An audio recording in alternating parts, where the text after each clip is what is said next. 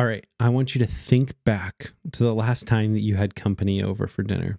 You probably didn't wait to start cooking until they arrived. No, you probably spent a lot of time beforehand cooking the meal, cleaning your house, setting the table, so that when they showed up, they could just sit back, relax, and enjoy a good time. And if you're anything like me and my wife, there's a lot of work that can go into getting your house company ready. Sunday morning production is the same way.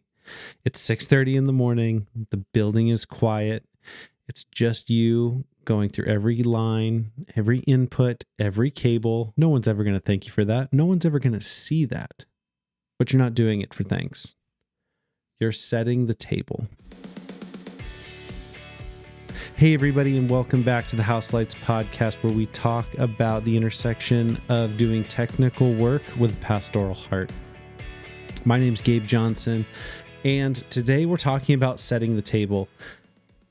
That's a term that I've heard used by many different people, and so I wish I knew exactly where to credit it first, but I don't know. So thank you to all of the production directors and writers and anybody else that I've worked with that has said that. I can't claim it for myself, but I thank everybody who's given that to me in the past. Setting the table. What does that mean? I think that the dinner analogy is actually it's pretty great. So just like when people are coming over to your house for dinner, you prepare the space, you prepare the meal, you prepare everything so that when they come over, it's all just ready for them. We do the same thing on the weekends. So it's literally preparing our spaces for the people that are going to come into it, for the guests that we're inviting into it every weekend. So what that means for us as production leaders and maybe even as production volunteers, staff, whatever it is that you do, that probably means audio line checks. It probably means making sure the lights are programmed, making sure that any content that needs to be downloaded and put into ProPresenter or whatever other presentation softwares you use, that's all ready, that the show files are ready in the lighting console, in the audio console, that mics are labeled with people's names, that in-ear packs have fresh batteries in them, that microphones have fresh batteries in them, you name it. All of those things that have to line up and be just right for a weekend to go well, those are the things that we do to set the table. You are preparing your environment so that when others arrive, volunteers, the worship team, the pastors, the congregation, they can step into something that's ready for them. This isn't about perfection, but it's about thoughtfulness and preparation. So I think this matters on a few levels. And I want to explore that just because this is an area that I felt that I was maybe a bit deficient in when I started out a few years ago. Gosh, it'd be like 7-8 years ago now, man. But I was always one of those people that I said, man, I thrive under pressure. Have you ever said that? Do you feel that way? And some of us feel like we do because we can kind of just like bob and weave and wing it and respond to things as they come. So maybe if you're like me, you can tend to not prepare as much because you know that you have maybe the mental capacity or the experience to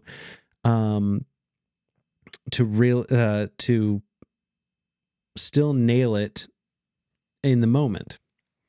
And that's actually a pretty good skill set to have. However, I've come to learn that for me, that's not demonstrating like how good I am or showing off my talent.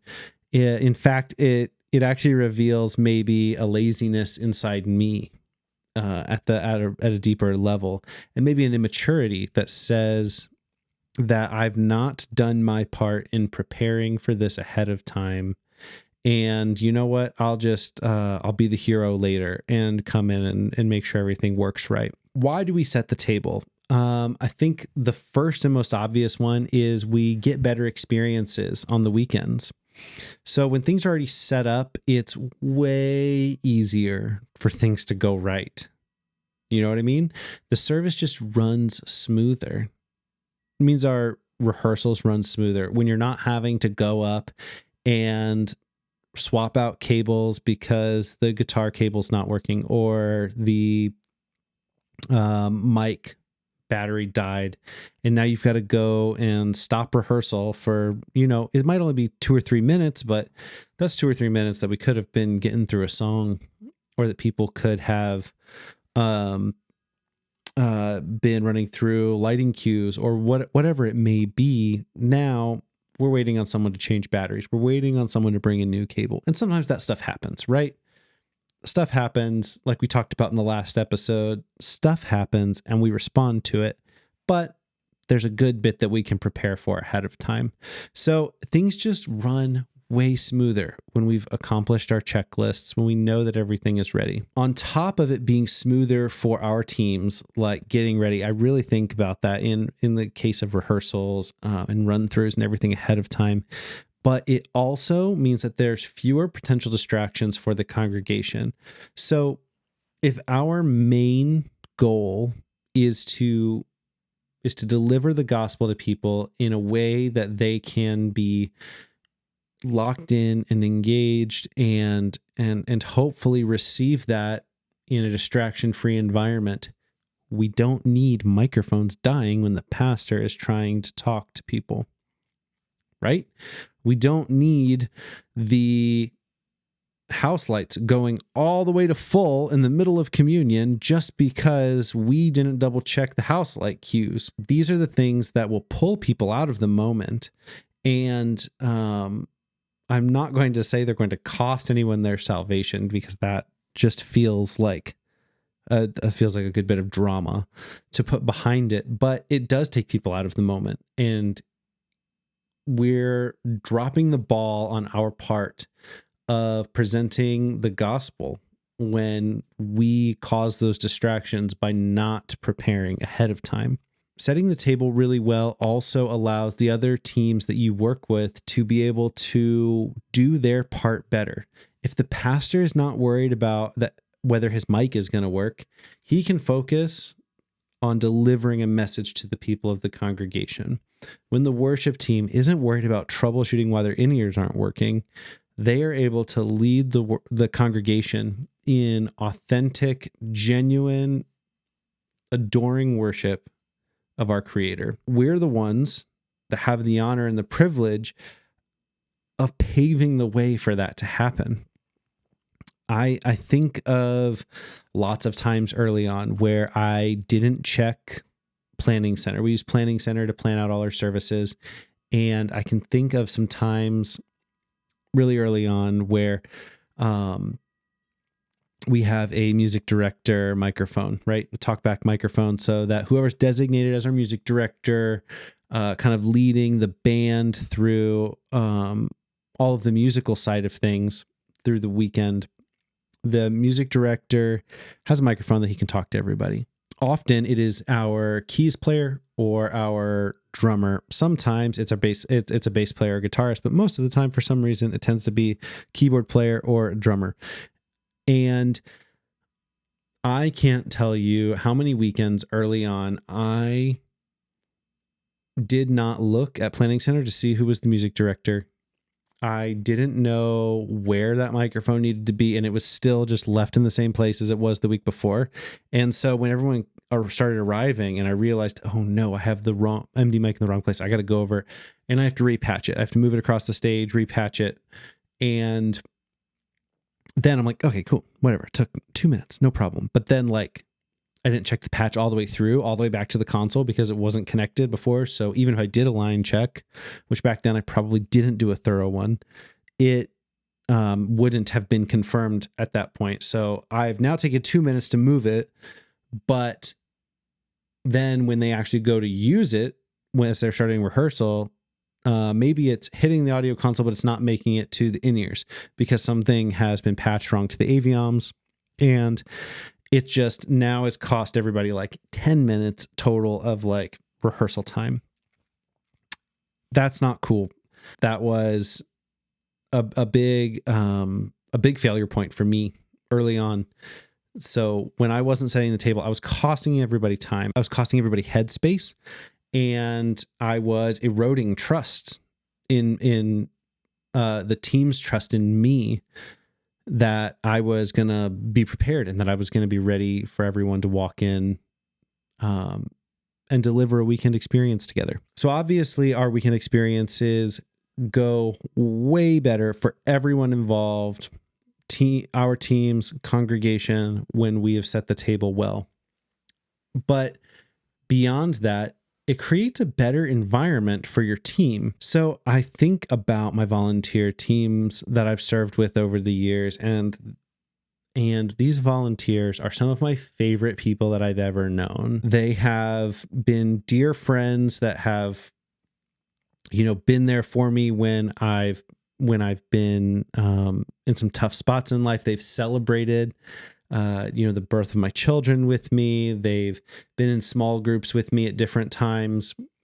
And one couple actually, when I was in a weird housing situation where I was like moving, but my wife was still like not moved into state yet, and I hadn't closed on the house yet. And so I actually like lived with some of my volunteers, which was crazy. They're awesome people. And anyway, those volunteers on our teams, they are some of the most important guests that we get the opportunity to serve. I used to be a server years ago at Cracker Barrel, Old Country Store. One of the things that I took away from Cracker Barrel was the language that they use when talking about customers and employees. Most places call customers guests now. That's not uncommon.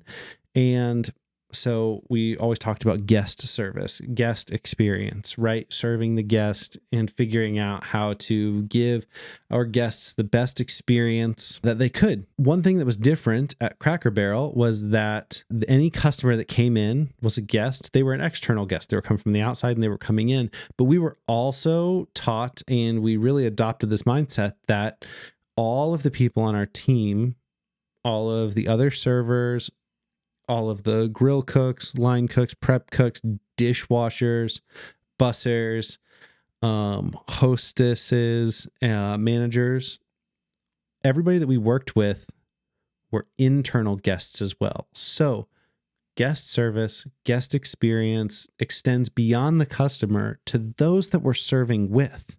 And it's just as important to treat those guests with respect and to create a great experience for them. Man, that is, I think, never more important than with your volunteer teams. The people that have said that they're going to give up time. Sometimes they're giving up extra shifts at work. They're giving up side hustle time to come and serve on the team. They're giving up their time, their talent, their attention, and their effort to help further this ministry that you lead. They're giving so much to our teams that we need to create a great experience for them, as much as we're creating a great experience for everyone else. So what does that look like? Man, when volunteers arrive and they find a clean, well-organized tech booth with all of the wireless keyboards and mice charged, and with all of the content already loaded and ready to go, with a fridge stocked with waters, maybe a bowl of mints, I don't know, whatever you do, that level of hospitality and making sure that everything in the environment for your volunteers is just top notch, man, that is chef's kiss, the way to go. It is absolutely one of the greatest ways that you can serve these guests that have been put under your care. And it's not just the hospitality side either. It's also making sure that all of the gear that they're using is ready to work. If your audio volunteer comes in and the MD mic is not patched to the in-ears correctly, then he's having to, now with less context than you, figure out, oh, where is this? What's the problem? And he might, if you're not like there to do it, he might actually go check the physical patch, make sure it's moved over to the correct side of the stage, stuff that you've already done. Now we're wasting even more time, and they get frustrated because you come back in, you're like, oh yeah, I just forgot to click the patch in the console. They're frustrated because you only halfway did the job, only halfway prepared, and they had to kind of pick up your slack. Not cool. When we set the table, doing our line checks, right? Like I keep coming back to line checks. Obviously, like there's lots of other prep that goes into the weekends, but you get the idea. When we do our line checks, when we set the table really, really well for our volunteers, it makes their service so much easier. Not only that, it also communicates respect. It says, I value your time and I set things up so that you can succeed. I don't want anybody to walk in and say, wow, Gabe, you did a great job running that service. I'd rather be completely hands off and let my volunteers run it, not from a lazy perspective, but just like, look at them. They're awesome. They're running this whole service on their own. We as leaders are the ones that can set them up for that kind of success. We know how to make everything work so well that any volunteer with a willing spirit and a great attitude can come in and deliver an absolute great experience. And man, that's where our ministries really, really just take off. The tone we set with our volunteers matters. If you're frantic and unprepared, your team feels that. They will always feel that, unsettled, frantic kind of energy that you have when stuff's just not ready. You owe it to your volunteers to be prepared. Set the table well. Make sure they have a clean, well-organized, fully functional and checked environment that they're walking into. And it will pay dividends for years and years to come.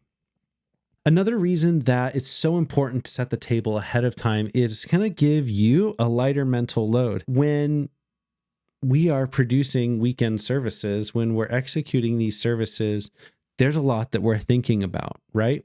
Now, it may differ based on your, obviously based on your context, right? Some of us have moving lights and lighting consoles, and some of us just have house lights and microphones, right? Some of us have full bands, some of us have tracks. All of them deliver the gospel. All of them require a certain level of preparation. So you know what those checklists are, right? You know what you need to do. And you know all of the things that have to go right for that service to go well. So as we are producing these services on the weekends, when we walk in and we know got this whole checklist that's done, man, we know that everything's going to go so much better from the get-go. If we walk in and we don't have that confidence in ourselves, man, it can really lead to a lot of like extra like noise in the background of our mind. And then we're not as present with our volunteers because we're worried about checking everything that we haven't checked yet. We're not as present with the congregation that's around us. We're not able to go and meet people and potentially pray with people, whatever it is that they need. We can't be present with them because we're doing all the things that we should have already done. When you're not mentally juggling the stage patch and the programming and making edits to lights in the last minute or downloading the videos that you didn't download before, it really frees you up to notice when your volunteer is not quite as talkative as they usually are. When something seems off with this worship leader who is usually super happy-go-lucky, but maybe something's going on at home and you need to be the one to step in, you'd miss that. You can miss that. I have missed that because I wasn't prepared. As weird as it seems, doing a line check and all of the other things that we do to set the table actually frees us up to be more pastoral in the moment, to be able to be ready to have that conversation with whomever God brings to us in that moment, it's us stewarding the spaces and the responsibilities that we have so that we can steward the people that he has called us to reach and to care for. When God puts them in front of us and we miss it because we've dropped the ball in our preparation, man, that is such a huge miss. I would rather spend some boring time ahead of time, lose out on some sleep, and be able to make sure that I can be present with a volunteer whose father just got diagnosed with cancer, right? With whatever it is that they're walking through. I want to be there, want to be ready to meet them where they're at. That's the fun paradox, right? Like the more time you spend on technical preparation, the more mental space you have for the human pastoral side of things. Prep for the technical so you can be present with people. I think that's where this goes actually deeper than just making sure that our weekends go well and that our volunteers feel cared for. This is kind of a spiritual discipline, right? The Benedictine monks, they talk about work and prayer, how our work is kind of like praying with our bodies and worshiping with our bodies in the work that we're doing for God. So in a way, the setting the table, the sound check, the line check is a spiritual discipline. It's the discipline of showing up before anyone else, doing work that no one sees so that everyone else can flourish. And man, when we get that right, oh, it feels so good. Your tech booth is a place of prayer and service. You're creating a space for your volunteers and for other people to encounter the living God, the life-changing power of Jesus and the gospel. This work matters, not because of what it is or about how like clean your booth looks or anything like that, but because of who it serves and the impact that makes. Okay, so what do we do with this? First, set the table. Schedule the time, build it into your routine, make it a habit. Arrive early, have a checklist so you don't miss anything, and make it a routine. You should include all of the technical things in your checklist, but also the environment. Think of, has the carpet been vacuumed in the booth? Is there water for volunteers? Are the cables that are backstage, the spare cables, are they looking nice? Are they in the way? Is there stuff piled up in the corner that you need to put away? Think about the technical aspects and the environmental aspects that just make the serving at this church and making these weekend experiences so awesome. Also, teach this to your volunteers. Get them involved. Maybe somebody isn't the most comfortable running something on the weekend, but man, do they know how to organize things and get things ready. Maybe they are part of your prep team. Maybe they're your table setters. They come in before everybody else and they make sure that all the waters are stocked, that all the environments are clean. They double check the content for the weekend behind you. And that's their way of serving. Instill this into it as they can serve and set the table for each other. That's awesome. When this becomes not just an act that you do, but it becomes part of the culture and the identity of your team, it will take your ministry to the next level. Not because you're creating something super excellent, which you will be, but because everyone on your team will feel cared for, the congregation won't be distracted, and ideally, more people will have opportunities for God to impact their life. No one's going to thank you for those 5 a.m., 6 a.m. line checks. No one's going to see it, but that's not why you do it.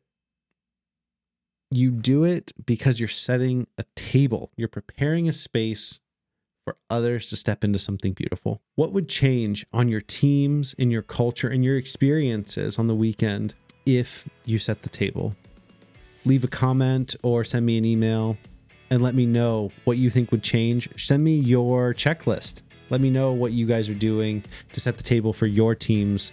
Maybe something I left out. Maybe you have a great idea that makes your volunteers feel seen, and loved and cared for in your space. I would love to hear about that. Email me, gabe@houselightspodcast.com, gabe@houselightspodcast.com. Would love to hear from you. Until next time, we'll see you later.